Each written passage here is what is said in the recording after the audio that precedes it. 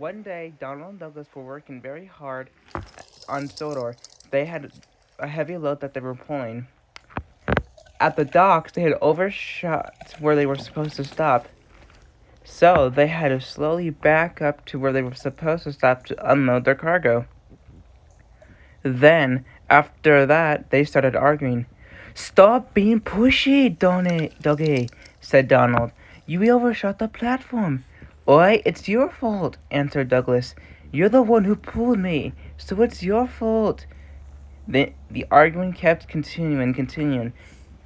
And even after they left, they were still arguing on their way to their next stop. Even when they arrived at Timmins Station, they were still arguing.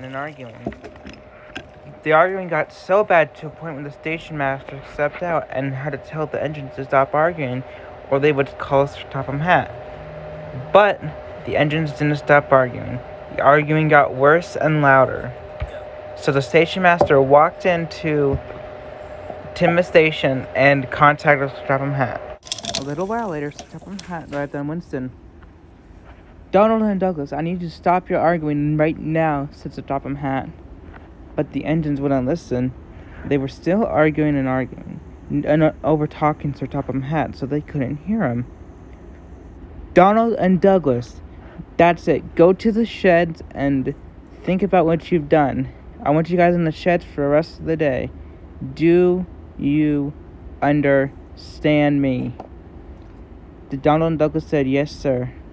They were uncoupled from the train, and they set off to go to the sheds. Sir Topham Hatt sighed and went to go find Henry to grab the train.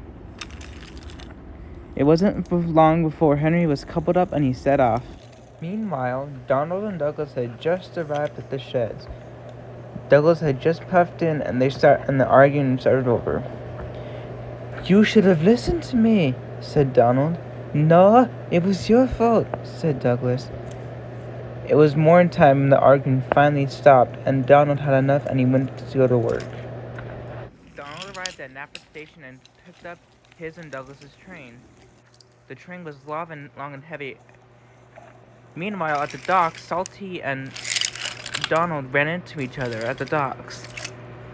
It was a huge crash, and the cars just piled up behind them. When the dust settled, it was a mess. Donald was very badly damaged. He would have to go to the works after he was put back on the rails. "Are you right there, me hearty?" asked Salty. "I think I'm alright. I can't help you guys with anything. I'm kind of busy unloading stuff here." Salty's front wheels were off the track, but his back wheels weren't. He was able to back far enough to get back onto the tracks, and immediately he set off to go get Harvey. At the yard, Douglas was helping with Percy and Oliver when Salty arrived. "Me hearty, you twin be in trouble. I got into an accident. He's off the rails." "Don't worry about that," said Harvey. "Come on, Douglas. We must get your twin back on the track." And they both set off. Douglas took a car to help with the cleanup. They all arrived there to the docks in record time. "You okay there, Dougie? Donald?" asked Douglas.